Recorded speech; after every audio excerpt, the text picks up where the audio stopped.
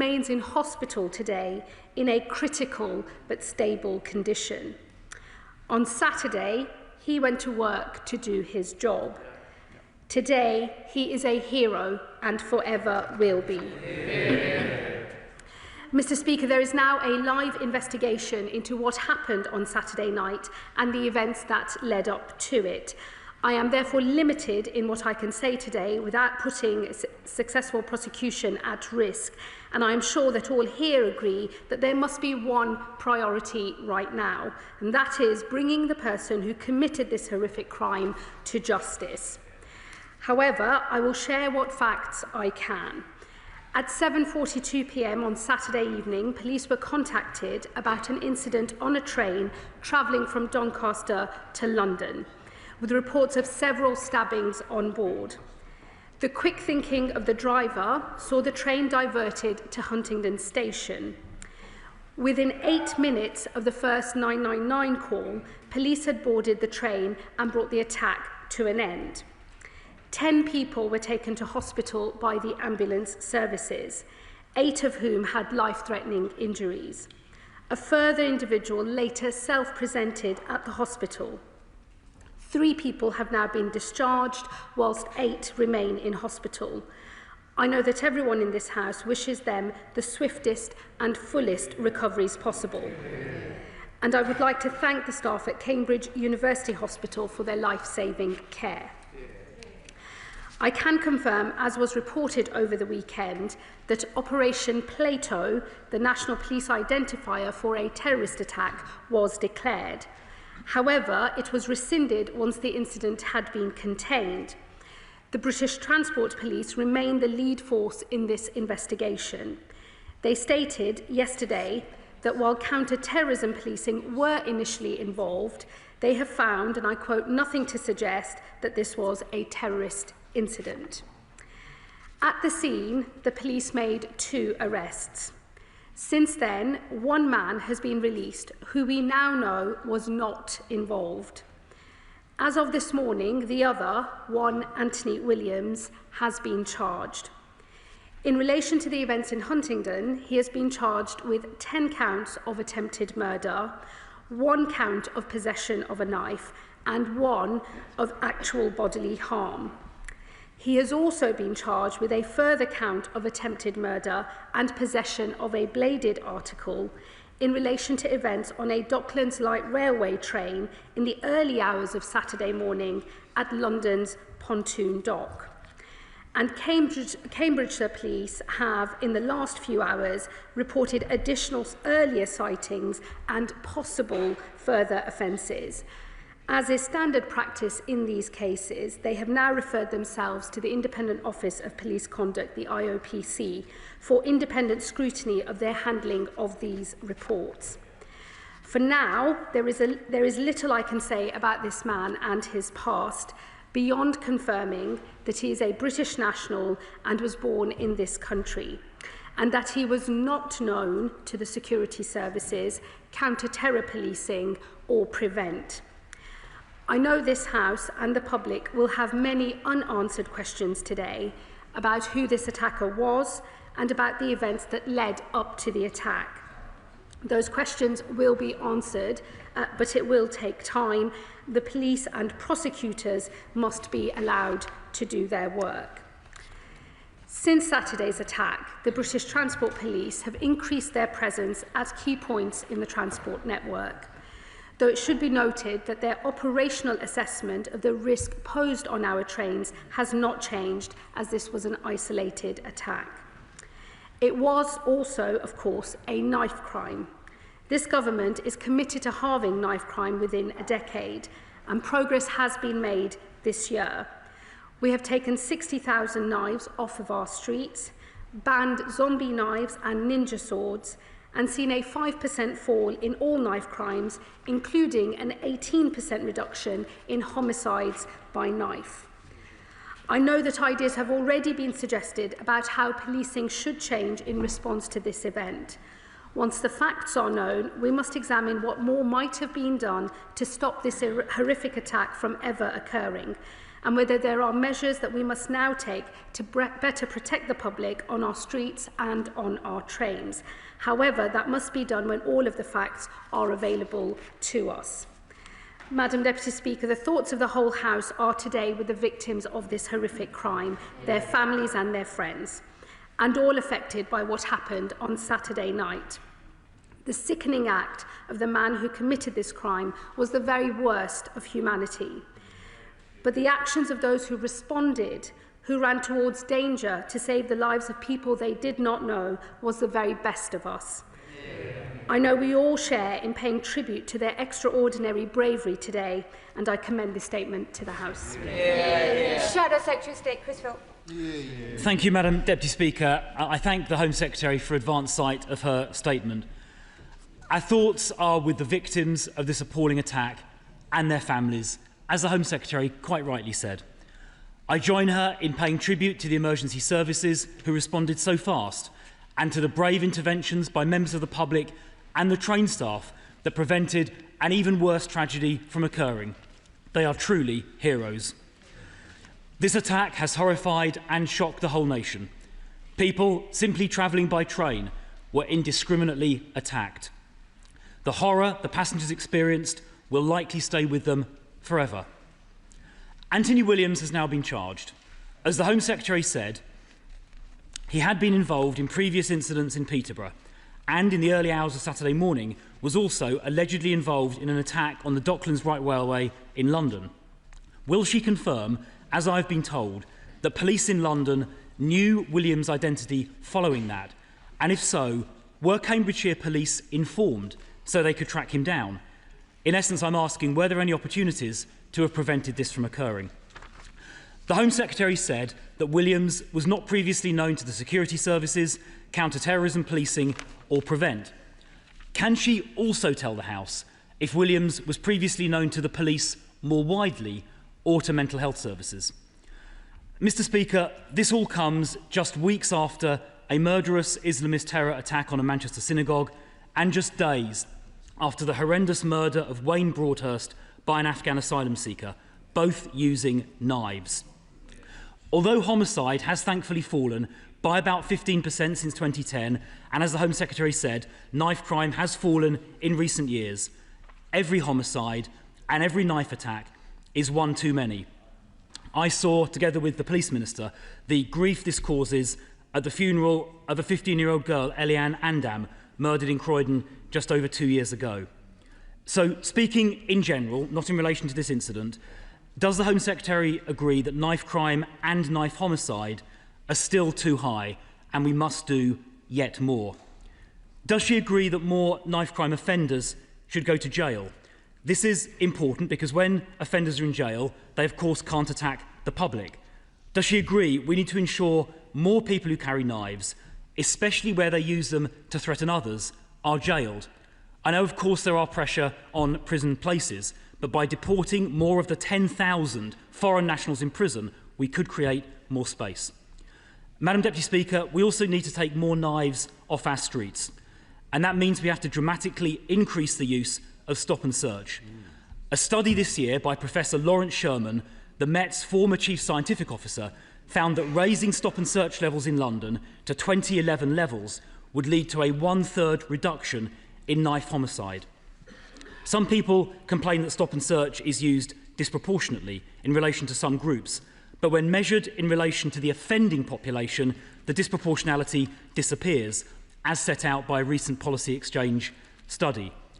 So, Madam Deputy Speaker, we should triple the use of stop and search to get knives off our streets and introduce year-round surge policing in the top 5% of high-crime hotspots, which will of course include many train stations. We must also use technology more. There is work underway at the Home Office, which I know about, to develop technology to scan for knives at a distance, which it is hoped can distinguish knives from keys or mobile phones. And this, of course, could help police rapidly identify those carrying a knife in a public place. I wonder if the Home Secretary could provide an update on that development work, either straight away or, if you prefer, perhaps in writing later, because I really do think it could make a big difference. Finally, Madam Deputy Speaker, Retrospective and live facial recognition can also identify wanted criminals, including those involved in knife crime. In Croydon Town Centre, the borough which the Police Minister and I represent in Parliament, in the last couple of years, around 200 wanted criminals, including 2 wanted rapists and others guilty of knife crime, who would not otherwise have been caught, were arrested using live facial recognition, and crime in Croydon Town Centre, including knife crime, has gone down as a result. The images of innocent passers-by are immediately and automatically deleted, addressing civil liberties concerns. So I really do hope the Home Secretary agrees and the Police Minister agrees that rolling out this technology nationally will have a dramatic impact on improving public safety, and they will certainly have my full support if they choose to do that. Madam Deputy Speaker, I know everyone in this House wants to see knife crime eradicated, more today, I'm sure, than ever before.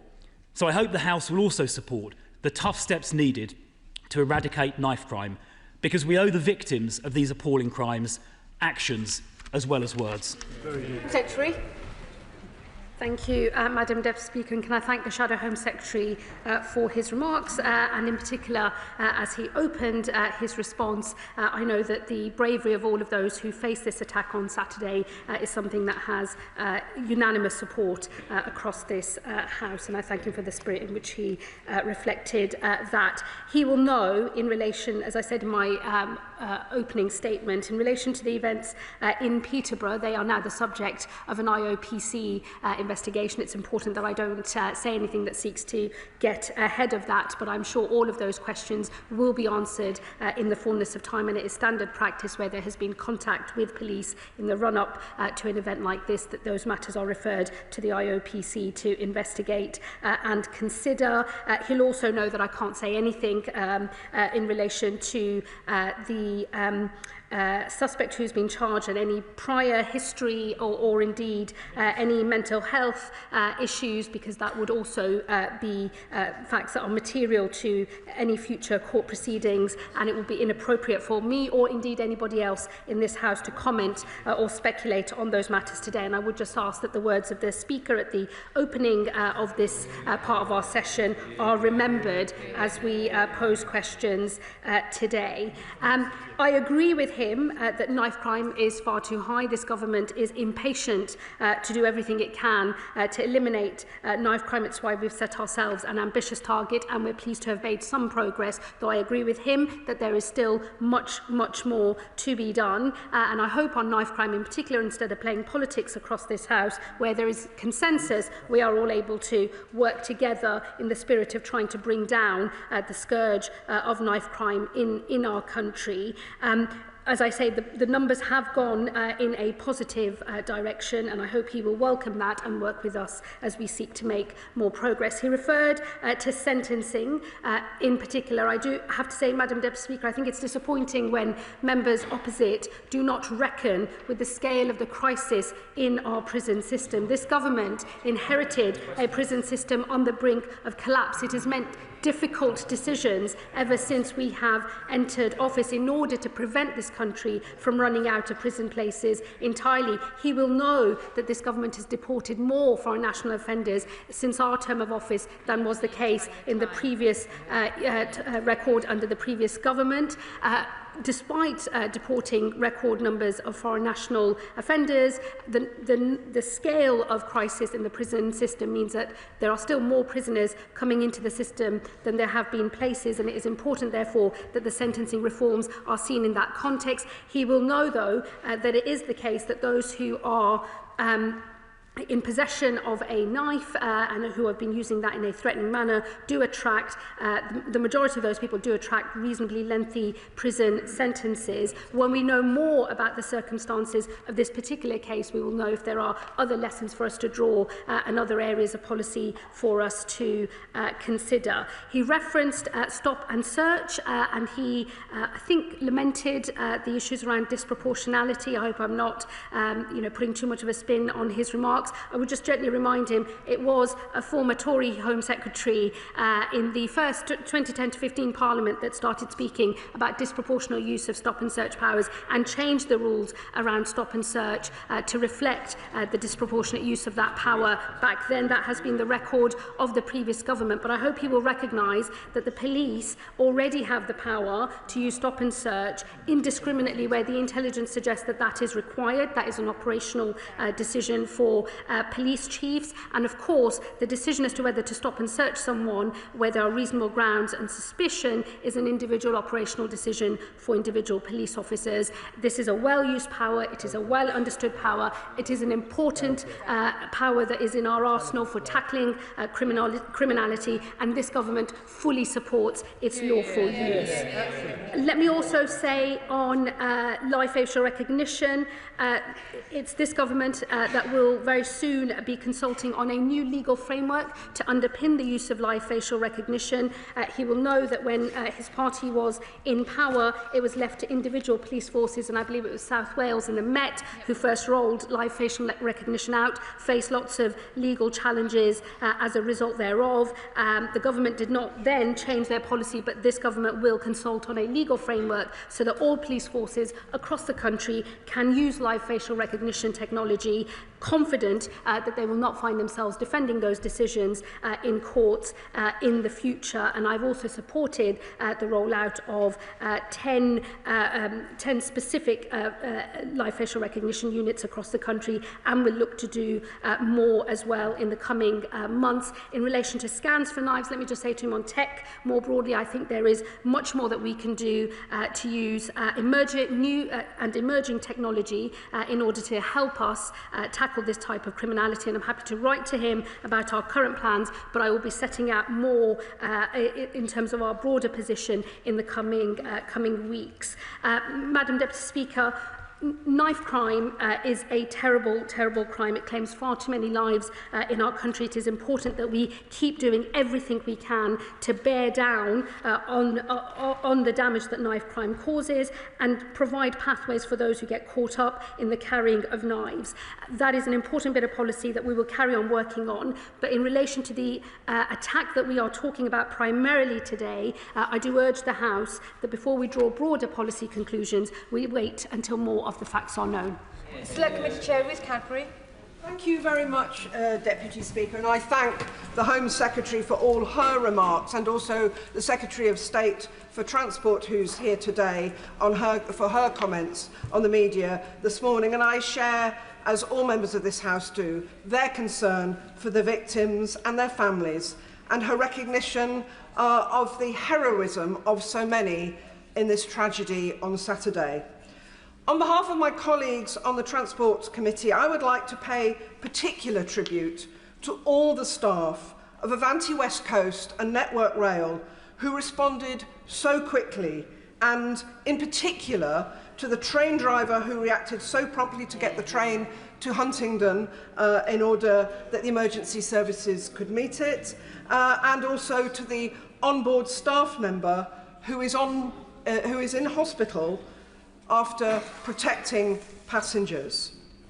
Now, I know that people may be nervous of travelling by train now, and I thank the work the government and the police services have done to ensure additional police presence at our rail stations, as I saw at Waterloo as I came on my way in here earlier. Now, given that the Home Secretary said the British Transport Police have said that their operational assessment of the risk posed on our trains has not changed, as this was an isolated attack, will the Home Secretary assure me that any long-term changes to security on our rail services will be considered very carefully, and once the full facts of this incident are known, and not rushed into without considering the potential downsides that may impact on the ease of travel by train? Well, I thank my honourable friend for her question. It's always a balance in terms of ease of travel for millions of people every single day and making sure that people are safe. And of course, this government, the Transport Secretary and the rest of government will make sure that any arrangements we have, whether we remain with the current arrangements or anything that might change in the future, always strikes the right balance. That's the most important thing. But for now, based on our current understanding of this attack, the risk assessment has not changed. And although we're providing more reassurance to people so they feel safe getting on the trains in the aftermath of this attack, at this point there are no proposals to go further, but we will of course review that once more of the facts are known. Liberal Democrat spokesperson Max Wilkinson. Thank you, Madam Deputy Speaker. This attack has left 11 people in hospital, one of them a member of the train staff who is in a critical but stable condition. My party's thoughts are with all those affected, the victims, their loved ones and everyone who witnessed such a shocking event. We also want to thank the emergency services and rail staff for their swift response, as well as the passengers who intervened to prevent further harm. After this sort of incident, Madam Deputy Speaker, it is vital the police are given the time and space they need to establish the full facts. That is ever more difficult due to the rapid spread of disinformation online in the immediate aftermath of these sort of attacks. Within hours, social media was flooded with speculation over the ethnicity and race of the perpetrator, inciting racist and Islamophobic comments. And when communities were still reeling from the horror of this attack, certain political figures on the hard right, including members of the Reform Party, were already seeking to exploit the incident for political gain. Desperate to involve themselves in the tragedy, they reached for their dog whistles.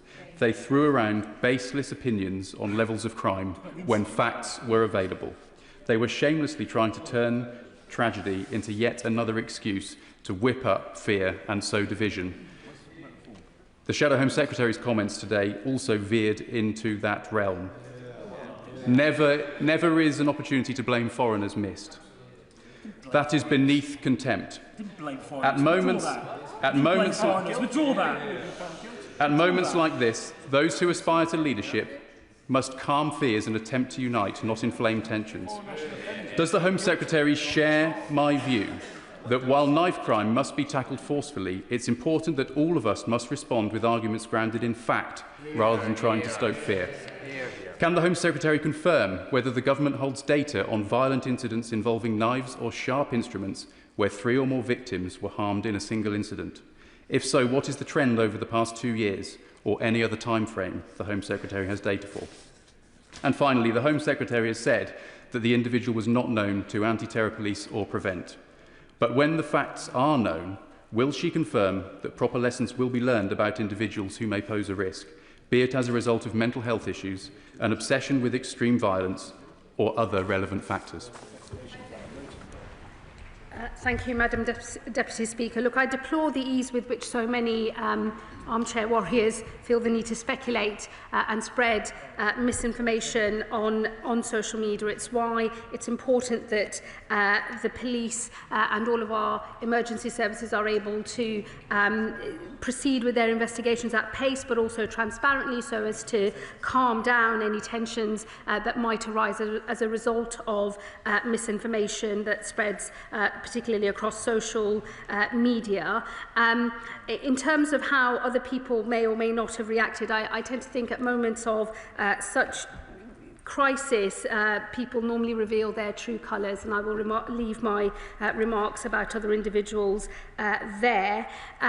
He is right that knife crime must be tackled forcefully. As I said in my earlier remarks, we've seen an 18% decrease in murders by knife. I will make sure he receives the further stats that he mentioned, but as I said earlier, the data in relation to knife crime is going in a better direction, but I, like others in this House, am impatient to see more change more quickly, and I hope he will work with us on a cross-party basis on all measures needed in order to do that. And of course, when all of the facts around this case are known and understood, I will ensure that any lessons that there are to be learned will be learned and will be acted upon. Sam Carling. Thank you very much, Madam Deputy Speaker. And can I take this opportunity to put on record my thanks to the first responders, the police and everyone on the train who put their lives at risk to protect others. So many people from the communities I represent in both Peterborough and Huntingdonshire have written to me today in absolute fear, shock and confusion at how this can happen so close to home, particularly after we found out this morning that the charged individual is from my constituency. And I've had constituents really worried as well and alarmed about these reports over the last few hours that the offender may possibly have been involved in further incidents in Peterborough and London. So will the Home Secretary join me in calling for community cohesion following this incident and also ensure that a full investigation takes place into those possible other offences? Yeah. Well, I thank my honourable friend, and I can only imagine how terrifying it must have been for his constituents and those in neighbouring areas to hear news of this horrifying attack. He'll know I can't say any more at the moment about other potential incidents. They are the subject of further investigation, and as more facts are confirmed by the police, we will be able to say more. And of course, the IOPC must be allowed to do their work. And on community cohesion more broadly, of course, when we know more about the facts of this case, we'll know whether this relates to community cohesion or whether it relates to wider community issues. I would encourage members to wait until more of the facts are known before we draw those broader conclusions, but I do agree with him that it is necessary that we reassure communities in his constituency and across the country. That's why there is an increased police presence across the transport network, and it's why this government will make sure that as we know more, whether there are lessons to be learnt, that they will be learnt and acted upon. Ben Obsijekti. This has been a difficult and challenging weekend for Huntingdon. My thoughts are with the victims of this terrible tragedy, to the LNER crew member whose heroic and selfless actions, placing himself in harm's way, saved lives at the cost of his own safety, and who remains in a critical but stable condition. To the other 4 victims who remain in hospital with stab wounds, and to the 4 who were discharged yesterday, as well as those who bore witness to the attacks and will still be processing their own experiences.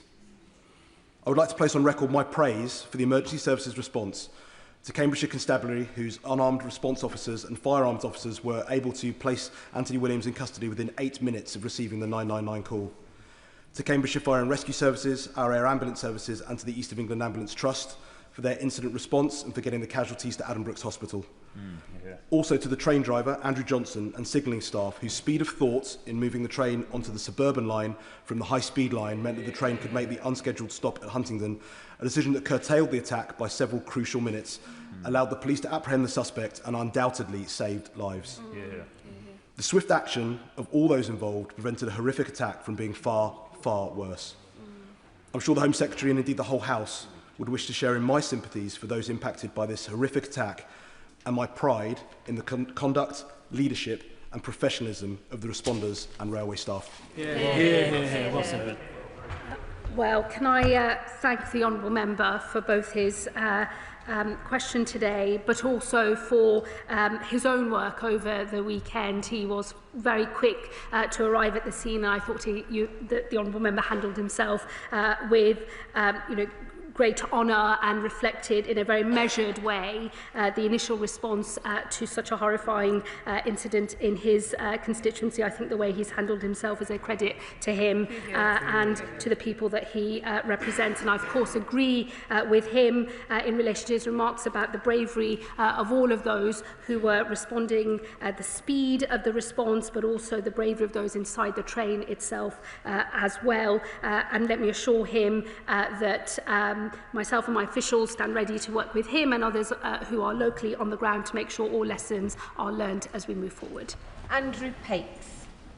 Thank you, Speaker. And can I associate myself with the comments about sympathy and empathy for the victims of this? The names of Peterborough and the town of my constituency of my right honourable friend Huntingdon have flashed up across the news and around the world this weekend because of the terrible events we've seen happening on Saturday night. Madam Deputy Speaker, I don't want my constituency to be known just because of the acts of a single perpetrator.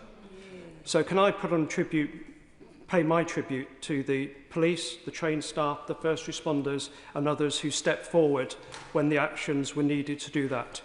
And can I also pay particular tribute to my own constituent, train driver Andrew Johnson, and his ASLEV and RMT colleagues on LNER who went beyond the call of duty on that evening. They showed the best of British values and the true face of the county I represent and its people.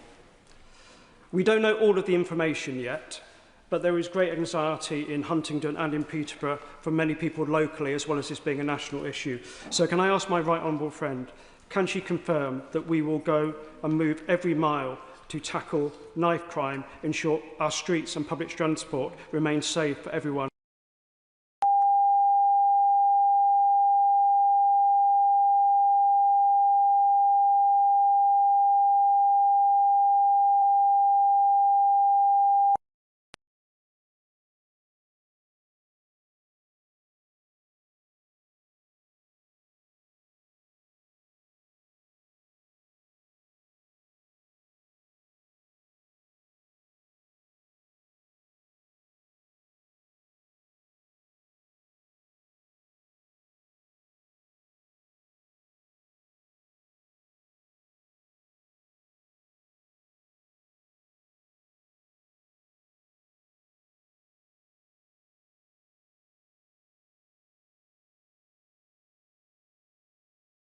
And they reacted with immense bravery and undoubtedly saved countless lives.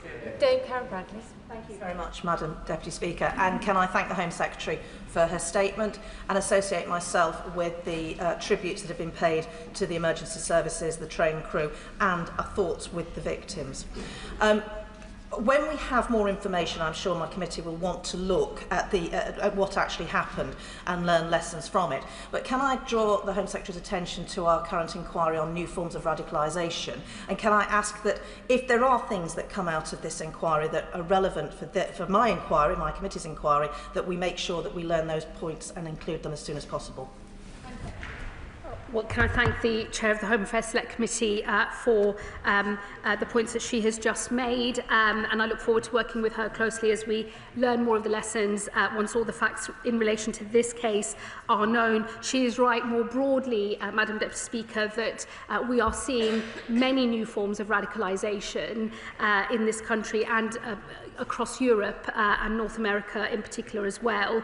And it is important that we are always stress testing and challenging the response that government has to tackling those new forms of radicalisation. It will need a change, I think, longer term in our understanding of what motivates serious violent behaviour, and I'm sure that is work that she and her committee will continue with, and I pledge to work with them as we try to tease out more answers to these particular problems. Florence Shalami.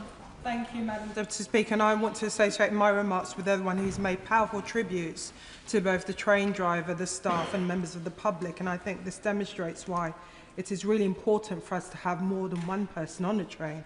The train guards play a vital role in protecting passengers. My constituency is home to both Vauxhall and Waterloo, busy mainline stations. In under 6 weeks, we're going to have millions of people travelling on the public network service coming home for Christmas. Those people need to be reassured that train travel is an efficient and good way in terms of travelling across the country.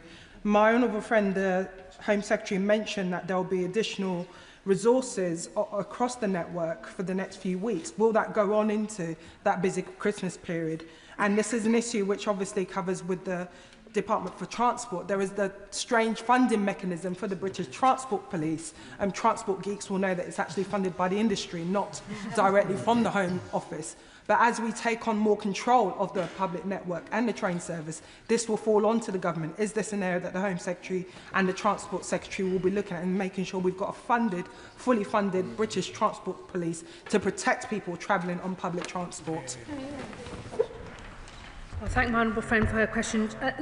The first thing I would say, Madam Deputy Speaker, is thankfully incidents as we saw on Saturday are very rare, and our train system is generally speaking very safe, and millions of people use it every day without incident. So we have a strong base, I think, to build on.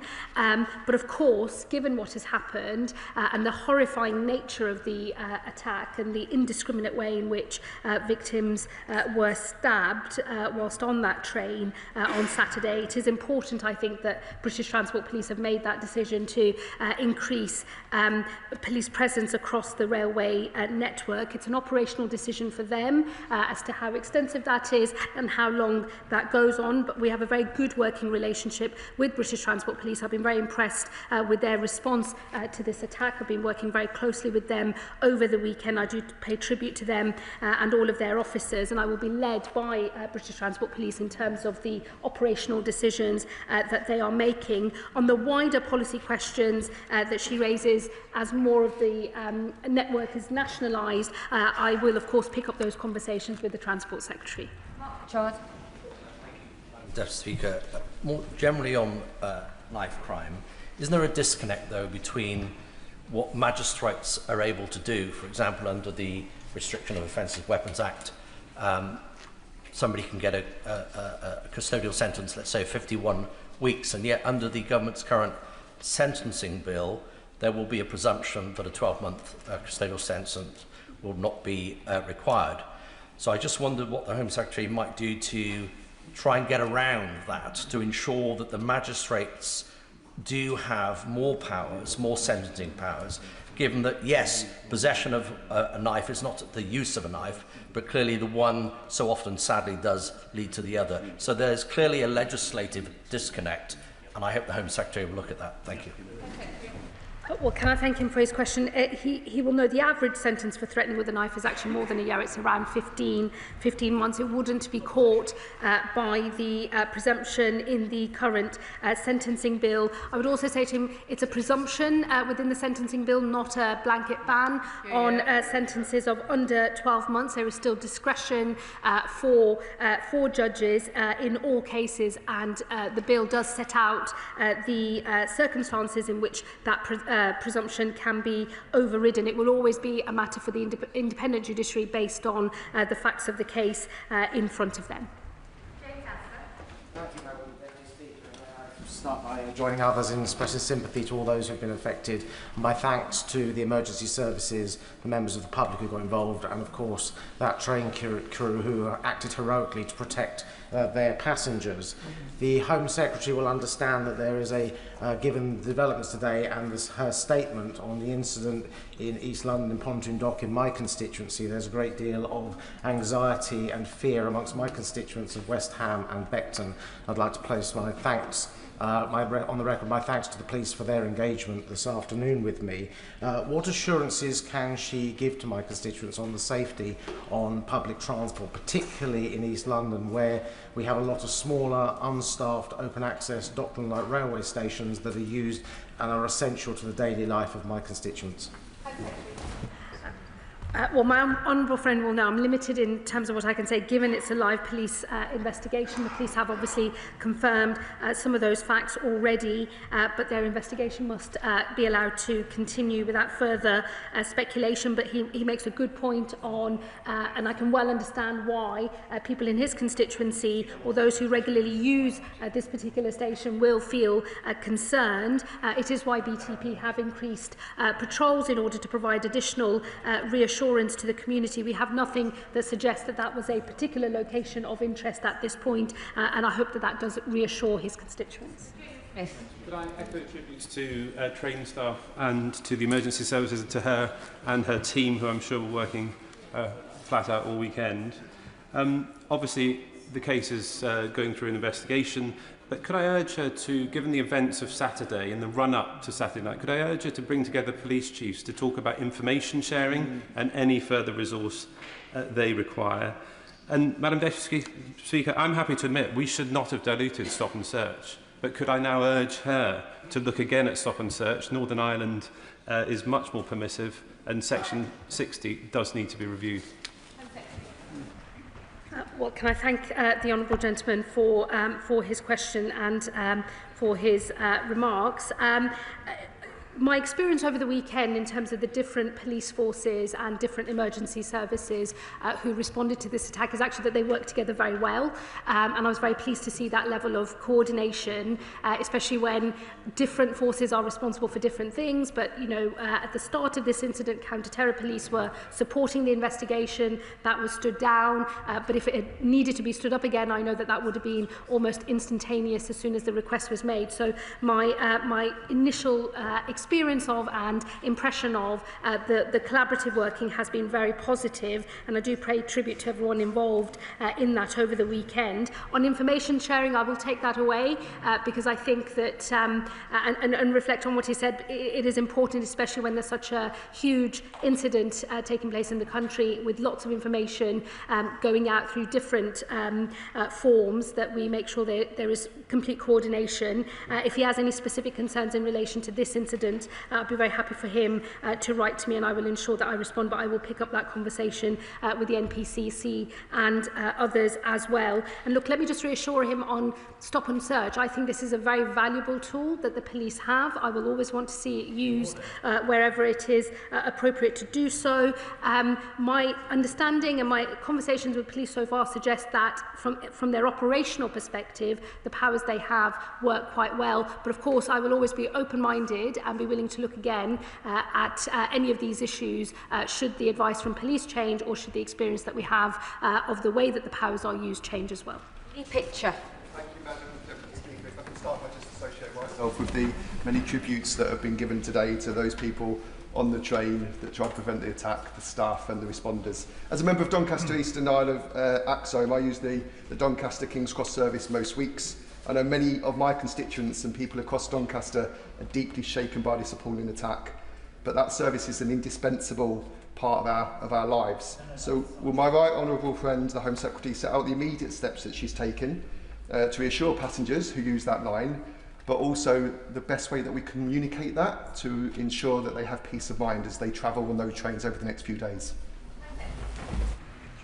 Well, look, I think we should all take confidence from the speed of the emergency services response to this attack, which has drawn justified and wide praise across this House today. As I say, the speed of that response meant the attack was brought to an end as quickly as possible, and many lives, I believe, were saved as a result of that response. And I do think that whilst the incident itself is deeply shocking, and I can fully understand that people who use the service on a regular basis will be feeling shaken by this news, the fact that our emergency services were able to respond so quickly, I think, is something that we should all be confident in and take pride in. And then, of course, the British Transport Police have increased police presence across the network in order to provide more reassurance to people. But as I say, thankfully, in this country, incidents of this nature across our transport network are very, very rare. And I think everyone in this House will want to work together to make sure that remains the case. Thank you, Madam Deputy Speaker, and I join the Home Secretary and my constituency neighbour, the Honourable Member for Huntingdon, in their thoughts for the victims and their families, and also in paying tribute to Cambridgeshire Police, Cambridgeshire Fire and Rescue, the East of England Ambulance Service, the staff at Adam Brooks Hospital, and of course the train crew and passengers for their response on Saturday evening. Now, while respecting the ongoing investigation and the IOPC process, can she assure the House that the extraordinary bravery and professionalism demonstrated by all those involved in containing this incident and providing life-saving care will be properly recognised in due course? Well, I thank the Honourable Member, and I, of course, absolutely agree with everything he said in praise of all of those who responded to this attack. I will make sure that once we are through court proceedings and the full facts of the incident are known, there will be an appropriate moment to be able to thank all of our emergency services and the brave passengers in an appropriate way when the time is right. Rachel Hopkins. Close. all the LNER train crew and train driver involved in the action. Their swift action and their extensive training to respond to emergencies was undoubtedly critical to saving many lives. Railway staff will be deeply concerned that this terrible incident has taken place against a backdrop of year-on-year increases on violent assaults on rail staff. What conversations is the Home Secretary having with the Department for Transport colleagues regarding resources and support needed to keep rail staff and passengers safe on our railways? Well, I know that from my conversations with the Transport Secretary over the weekend, these are issues that are very much on her mind. And of course, there is crossover with those of us in the Home Office, but primarily the responsibility sits with the Transport Secretary. I will make sure that she gets a fuller response to her question, but she should rest assured that in this government, we recognise that assaults on any of our public sector workers are unacceptable, and the government will always do everything it can to stamp that out. Barclay. Deputy Speaker, could I join my fellow Cambridgeshire MPs in the tributes they've made? The Home Secretary, in her statement, indicated she was receptive to the deployment of facial recognition at railway stations. Could she clarify on the current timeline, what's the earliest date that would be deployed more widely? And given some of the early lessons coming out of this case, what scope is there for the government to accelerate that timeline? Well, the consultation that I referred to in my earlier remarks in terms of the legal framework for much wider use of live facial recognition will just be in the next few weeks, so that's all but upon us. I referred to the funding for 10 new mobile units which has been made available, and British Transport Police is preparing a pilot of live facial recognition technology at selected railway stations in London. It will run for a period of 6 months. The exact dates will be public in due course, and I will make sure we write to him with those when they are decided. Thank you, Madam Deputy Speaker. With LNER headquartered in my constituency of York, I have written to David Horn, the Managing Director, to offer my support to him and pass on my best wishes to his crew. I also want to put on record my thanks to the signallers who made it possible to shift the train onto the line, who are also based in my constituency of York. Last summer, I sought to amend the Crime and Policing Bill with an amendment to provide greater protections for transport staff in the light of the increased risks they are facing. With the bill about to enter committee stage in the House of Lords, will the Home Secretary look at my amendments again and ensure that we do provide those protections for transport staff? Friend, I'll happily discuss with her the content of her earlier amendment, and even if not accepted for the bill, I'll ensure that the policy question that she's raising is picked up by our colleagues in the Transport Department. We are running out of time, so I'll ask the questions to be short and, of course, the answers as well. Stephen Gethings.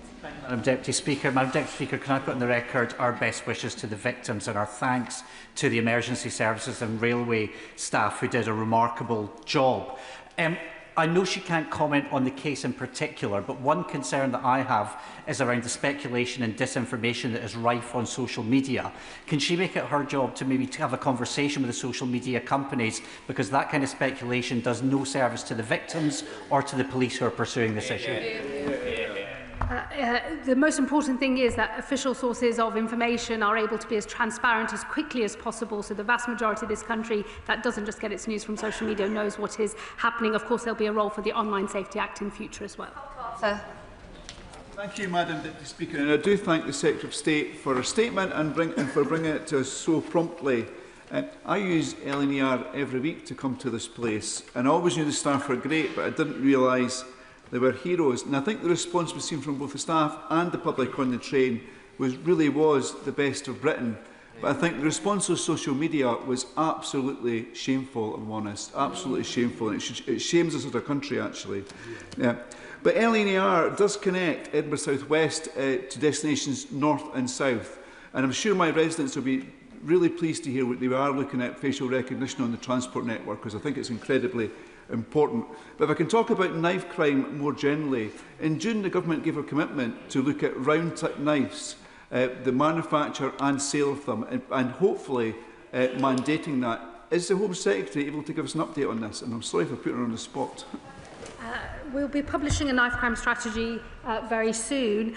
What I would say about rounded top knives is I understand the reason why some people think that is part of the solution. I will, of course, consider all of the evidence, but in the end, we have millions of normal kitchen knives available, and so we've got to do a much better job on all of the other areas, such as prevention. Julian Lewis. Very briefly, Madam Deputy Speaker, when the Home Secretary is undertaking lessons learned and recommendations for the future, will she look into the question as to whether there is any protective equipment or even disabling equipment of a non-lethal nature that could be issued to staff for use in such an emergency? Thank you. Well, we'll know that tasers were deployed to bring this incident to a close on Saturday. But let me assure him, even if it's not part of the wider lessons learnt from this case, once all the facts are known, I will, of course, take under consideration the points that he has made. Nav Mishra. Thank you, Madam Speaker. Madam Speaker, my thoughts and prayers are with the victims of this brutal attack, and of course my tribute to the amazing courage and bravery of the train crew, but also the first responders. Like my friend from Vauxhall raised, I have serious concerns about the funding arrangements for British Transport Police. So can I encourage my right honourable friend, the Home Secretary, to work with the Department of Transport and the Secretary of State for Transport to make sure that the funding arrangements for BTP are good going forward? Yes, I agree with my honourable friend of the vital role that BTP plays. Their funding for this year is actually 6% higher than previously. They have a hugely important role, and I'm sure the Transport Secretary will do everything she can on the funding front. Clynnis Meddy. Mine and Plaid Cymru's colleagues' thoughts are with everyone affected by this appalling attack. They're also with the train driver, crew and staff whose quick thinking and decisive action helped protect many from the worst of outcomes. Will the Secretary of State join me in expressing gratitude for their bravery and for showing us all how crucial the presence of officers and sufficient staffing is to our public safety? Surveillance can help catch criminals, but staff on the ground saves lives. Here, good question. She makes a very good point, and it is undoubtedly the case that the staff on the ground in this incident saved lives. Neil Duncan Jordan. Madam Deputy Speaker, and can I echo the Home Secretary's comments earlier and the tributes paid in the House already? She will know, though, that the British Transport Police is facing an unprecedented funding deficit that threatens the safety on our railways. There's currently 8.5 million shortfall, with the threat to nearly 300 jobs. Will she therefore meet with the Transport Secretary to discuss how we can fully fund the BTP as a matter of urgency? Well, I would repeat that the BTP for year 25-26 have been awarded £415 million, which is an increase of almost 6% this year, and I'm sure the wider funding issues are something that the Transport Secretary is considering. Eastwood. Thank you, Madam Deputy Speaker. I also want to pay tribute to those who were on the train, the staff and the first responders, as well as members of the public. Could I also ask the Home Secretary to consider comments made by the Right Honourable Member for Staffordshire Merlins in terms of the new ways of radicalisation? The previous Home Secretary also referenced this at the dispatch box, and I would be very keen to hear her views on it. Thank you, Madam Deputy Speaker. The Honourable Lady is absolutely right to raise the issue of the wider forms of radicalisation that we are now starting to see in this country. She should rest assured I will ensure, even if it's not relevant to the specific lessons to be drawn from this case, that is very much on the minds of all of us in government as we seek to meet the scale of the new challenge that we face. Paul Davies. Madam Deputy Speaker, I fully support the remarks made by the British Transport Police Deputy Chief Constable Stuart Kennedy that the heroic actions of the LNER staff member undoubtedly saved lives. At a recent meeting with the TSSA, they raised concerns about policing budgets and the unique pressures facing the British Transport Police. What discussions has the Minister had with the Treasury to ensure a fair funding settlement, one that safeguards their operational capacity and ensures the continued safety of passengers across our network? Well, I would repeat the earlier answers I've given in relation to funding, and you should rest assured these are matters that we are discussing with the Transport Department. Jeremy Corbyn. Thank you, Madam Deputy Speaker. In her review, will the Home Secretary undertake to look at the very serious problem of some trains operating without any staff on at all, some very busy trains with insufficient staff on, and hundreds of stations all over the country, particularly in the evenings, with no staff on at all, where the public are obviously, travelling public, are obviously very vulnerable and at risk? Can we pause driver-operated only trains and look at the issues of safety for the public as a whole? Hear, hear. Well, we will be led by the operational assessment made by British Transport Policing in terms of what is required, and he should rest assured the government will make sure that where we have a role to play in terms of keeping people safe on the transport network, we will do so. Mary Kelly-Foy. First thoughts are with the victims of this horrific attack. The RMT union has called for urgent meetings with the government, with police and the industry to ensure that we have the strongest resources and procedures in place to protect staff and passengers. Can she confirm that the Department for Transport and the Home Office will facilitate these meetings as soon as possible? Well, I can assure her that myself and the Transport Secretary will, of course, be discussing all and any lessons to be drawn from this incident, and that there will be a cross-government response that meets the scale of the challenge that we face. Adam. Madam Deputy Speaker, does the Minister share my deep concerns that when heinous incidents like this occur, certain political commentators and sadly certain politicians race to set the narrative behind such attacks as ethnicity or faith-based, or ideally both, rather than focusing on the key crime indicators like socio-economic deprivation, disintegration of youth services, addiction issues, lack of funding for our police force, or lack of mental health support facilities? Does she agree these factors matter much more than ethnicity, faith, or migration status of the perpetrator? Well, I think he's getting rather ahead of what facts are currently known about what lay behind this particular attack, so he'll understand if I refrain from making broader conclusions about the motivations here. I think it is important, learning the lessons of what happened after the Southport attacks, that government moves quickly and that police move quickly to make all shareable information available to prevent the spread of disinformation and potential public disorder. That is the end of the statement on the response to the Huntington train attack. I'll give the front benches a few moments to shuffle over. Order, Ruth Cadbury. I ask that the record be corrected. I inadvertently said Avanti West Coast. I must have been thinking of the derailment and not the tragic incident, which was, of course, on LNER. Thank you so much. The correction is now duly on the record. Please seated. Point of order. Is it really a point of order, Jim Shannon? There isn't. In my constituency of Strangford today in Portavogie, a young man was killed in a knife attack. And I think perhaps maybe in order for mention that there, and perhaps the House would join me. Mr. Jim Shannon, that is very important, Mr. Jim Shannon, but we cannot continue that statement. It is now concluded. Point of order, Chris Phillips. Very briefly, I think the Home Secretary may have misheard me during my question. I was saying that I was not concerned about disproportionality of stop and search, because when you compare it to the offending population, there is no disproportionality, and I was encouraging further use of the tactics. I wanted to make sure the Home Secretary had heard and received that message. The Home Secretary has most definitely got that on the record. I will now continue with the business of the day. The clerk will now proceed to read the orders of the day. Public Office Accountability Bill, second reading. Now, Prime Minister, to move second reading. Thank you very much. I beg to move that the bill be now read a second time. Before I come to the bill, Madam Deputy Speaker, I want to put on record in this House my own tribute to the police, the first responders, and in particular to the heroic actions of both the driver and members of staff on board the Doncaster to London train, where such a vile and horrific attack took place this weekend.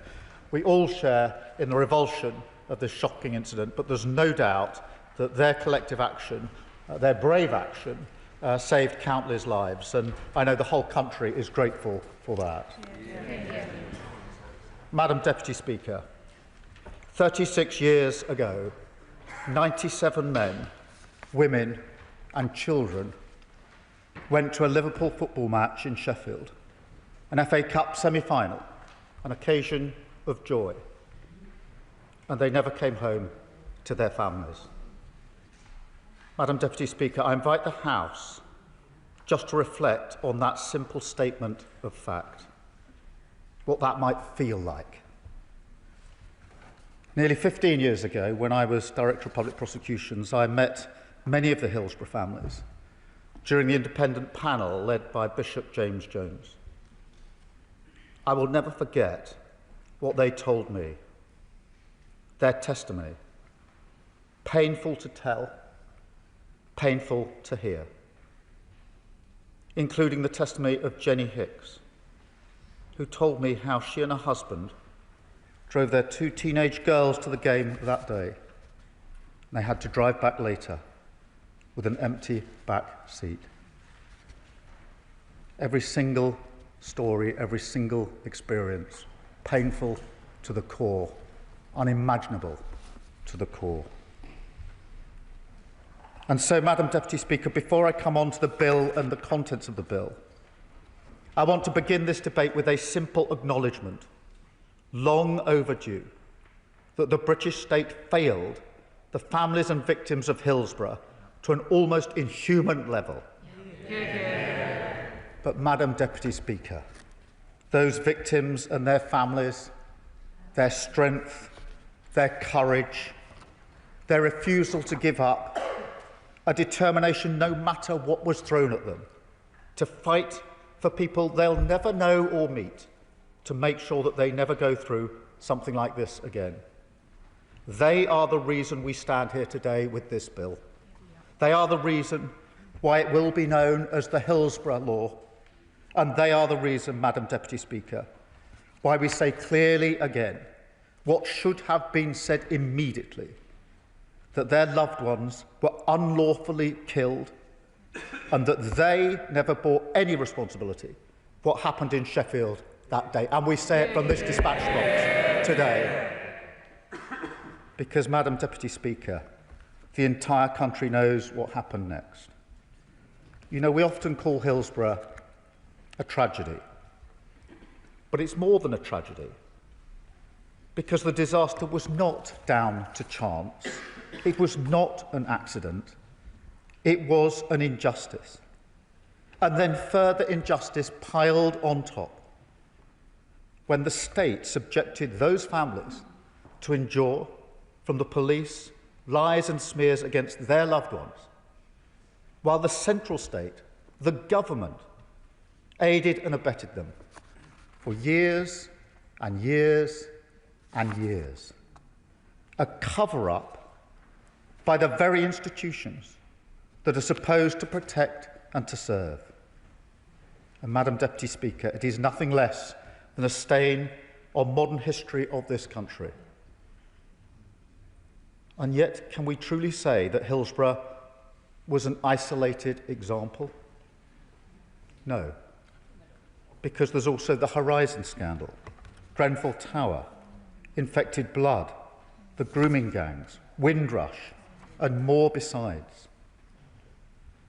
And, Madam Deputy Speaker, we should also be blunt that there's a pattern common to all these scandals, that time and again the British state struggled to recognise injustice because of who the victims are, because they're working class, because they're black, because they're women and girls. That is the injustice that this bill seeks to correct, and I hope it commands the support of the whole House. I will. Most grateful. Would you agree there are a couple of things missing from this otherwise excellent bill? The first is an acknowledgement of the role that the media played in covering up many of the wrongs that happened. And the second is a national oversight mechanism, something that will ensure that when recommendations are made, that they are carried out. I'm grateful for the intervention, and of course we must acknowledge the role of the media and others played in this. This was a cover-up at so many levels. And in relation to oversight mechanisms, I don't think this bill is the place for that, but I do agree with the proposition that where there are inquiries, there needs to be a better way of ensuring that there's follow-through on those inquiries. I will. Prime Minister has listed a litany of scandals where there has been cover-up.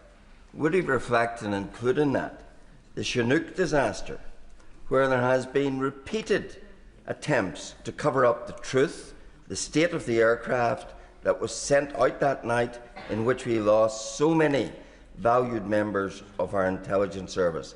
Isn't that something that now a wrong that now needs to be righted? For raising that. And this bill is obviously intended to deal with all of the situations where there needs to be a duty of candour, with consequences if that isn't adhered to. So I'll just make some progress. I will take further interventions. So, Madam Deputy Speaker, let me now turn to the bill itself, and first of all to the duty of candour.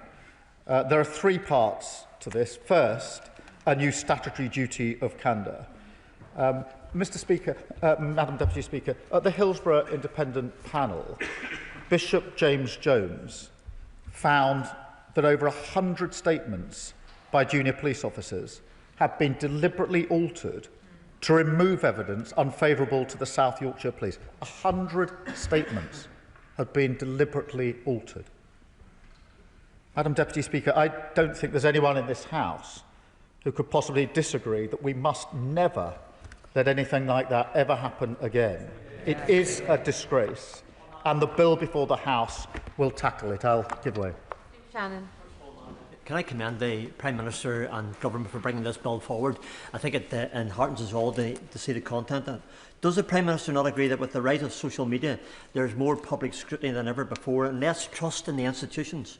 The bill and the Prime Minister's outlining is an opportunity to begin that journey of restoring public trust, and we must be mindful that nothing less than accountability can be acceptable. The public understands that mistakes can be made, but they cannot and should not forget when cover-ups take place. His intervention, and the bill, the legal provisions to ensure this can never happen again as a matter of law.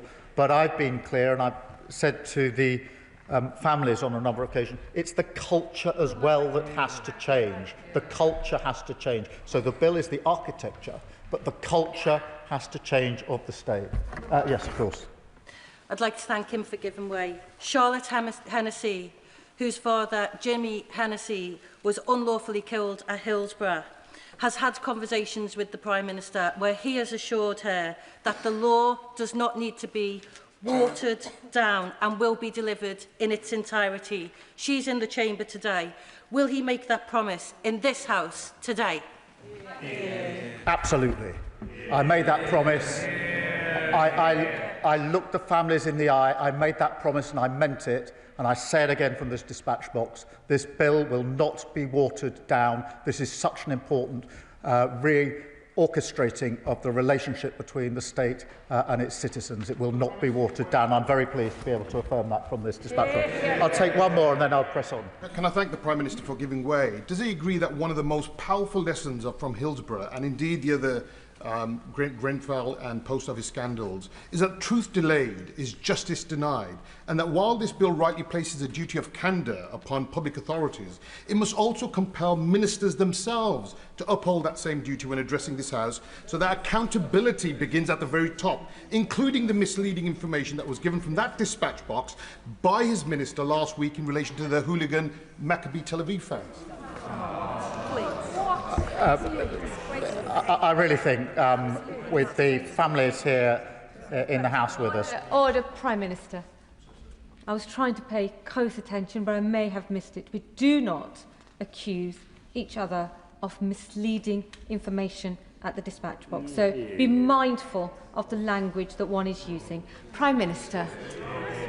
Thank you. I also think that we owe the families a better way to have this debate than descending into party political point scoring, and I hope we can continue the debate in that way, because this bill will tackle that injustice, so that when tragedy strikes and the state is called to account at inquiries, inquests and other investigations, public officials, from police officers to the highest offices in the land, will be subject to that duty, which means that an injustice like this can never again hide in some dark corner of the state, Madam Deputy Speaker, failure to comply, failure therefore to act with candour, transparency and frankness will now carry criminal penalties, including being sent to prison. Yes.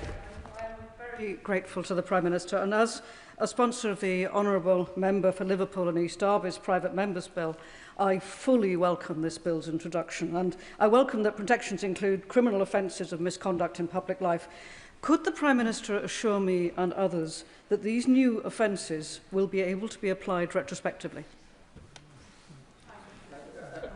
No, they won't be able to, but that's not a deficiency of this bill. That's a long-standing constitutional rule. It's about what moves in terms of offences that move forward. But can I just make this point, because I do think it's important. These measures will apply across the United Kingdom. And I would like to place on record my thanks to the devolved governments for their collaboration on this. I can also announce the government intends to bring forward an amendment to extend the duty to local authority investigations in England, which will make sure that when an inquiry or investigation is set up by a local authority, for example, the Kerslake inquiry into the Manchester Arena bombings, there can also be the duty of cooperation and candour in the search for the truth. I will. Extremely grateful to the Prime Minister for giving way, and I recognise the strength of the case that he's making. He will understand the interest the Intelligence and Security Committee has in Clause 6 of this bill, which provides for certain exemptions for those who work for the intelligence agencies. What it then says is that those people should report internally within their organisation information that may be of use to an inquiry or investigation.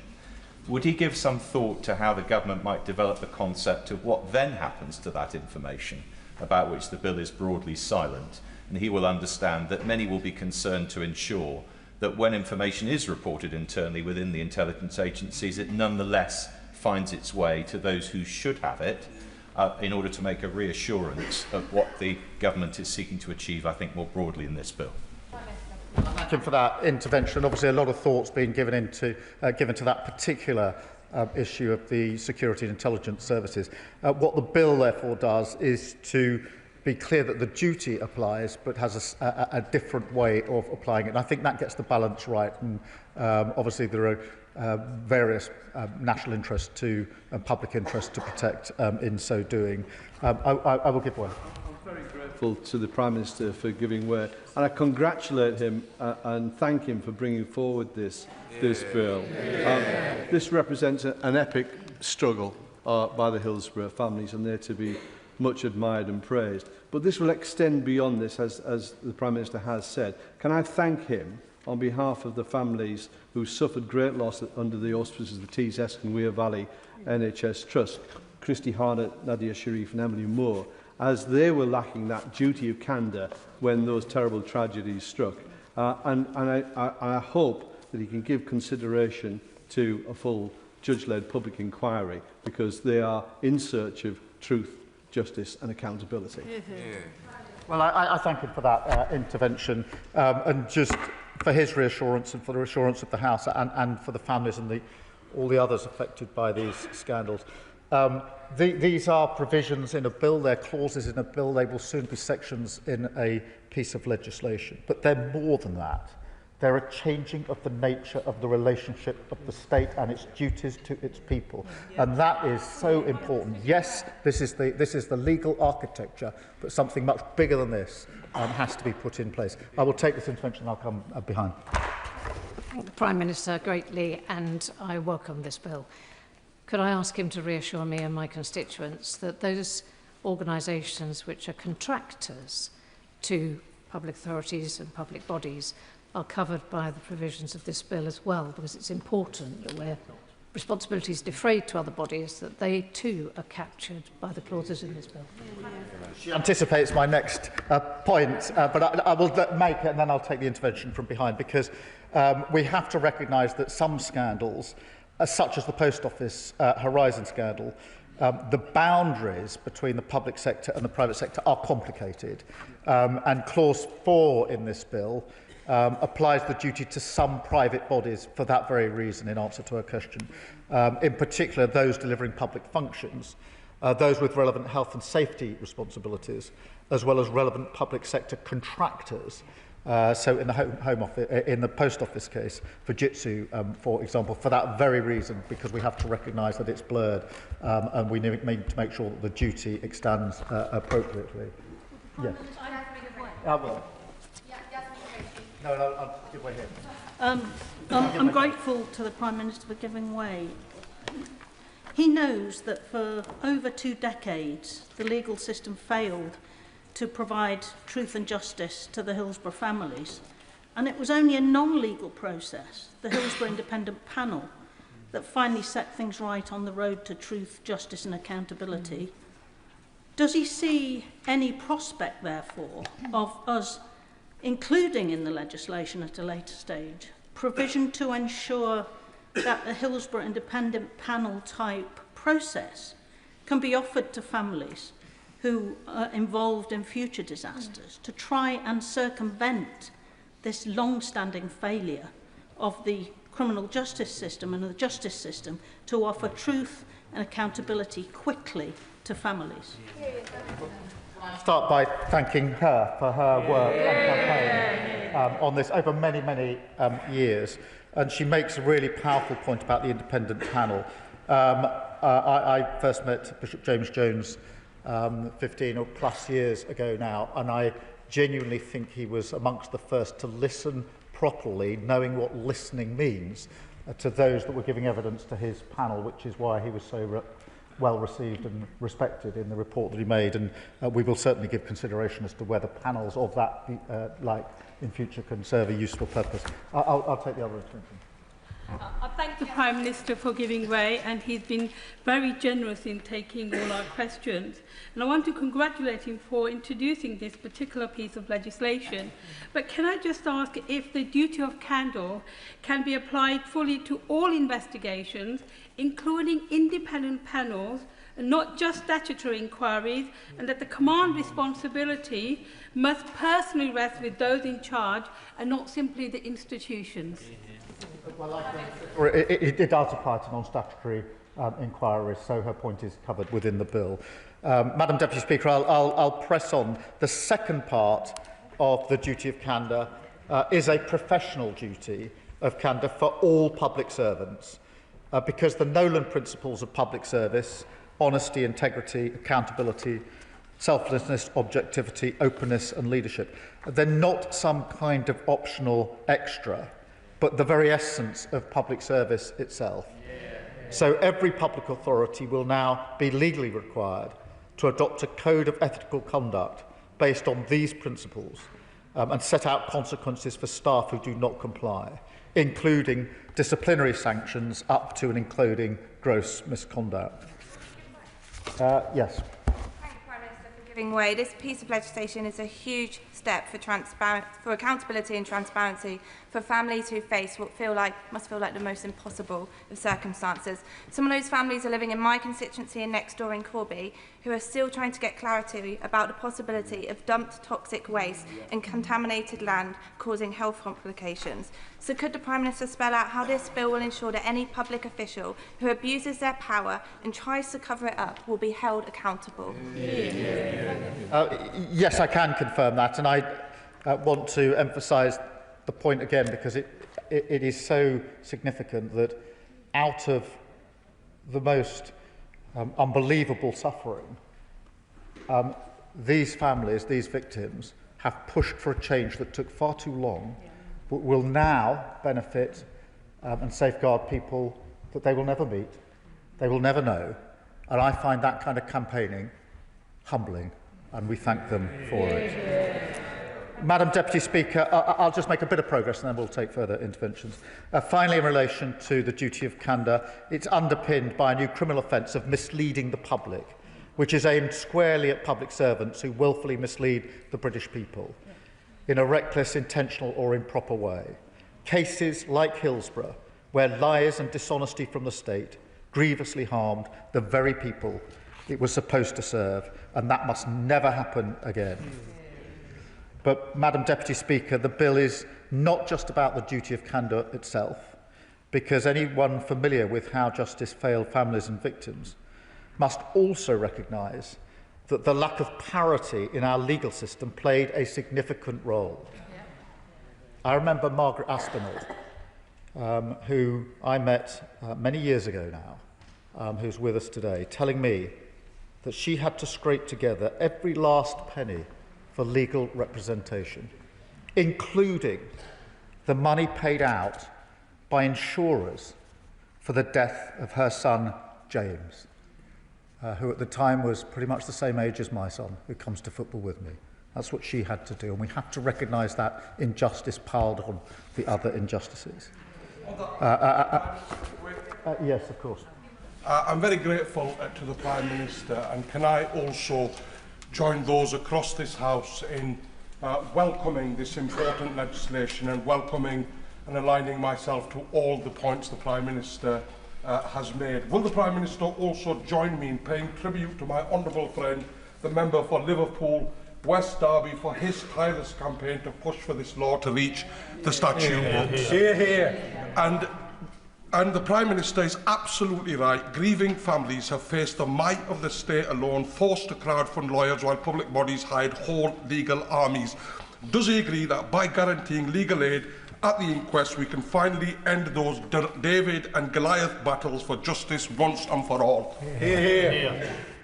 Well, can I absolutely extend that tribute to the member for Liverpool West Derby, who I think was at the game and has campaigned tirelessly in this place and beyond this place to help us get to the position today where we can introduce this bill. So I do pay tribute to him. I'm very pleased to do so from this dispatch box as we introduce this important legislation. I'll just make some progress and I will come to the honourable member. Because, Madam Deputy Speaker, on the question of parity, what happened and happens in so many cases is that families either have to scrimp and try to find the money for legal representation or have none. And what are they met with at inquests and inquiries? The Hillsborough families were met with this. The working people who have had to save for justice, they were met time and again by armies of state-funded lawyers, the deep pockets of the state taxpayer money harnessed for the explicit purpose of fighting against justice. So this bill aims to correct this inequality.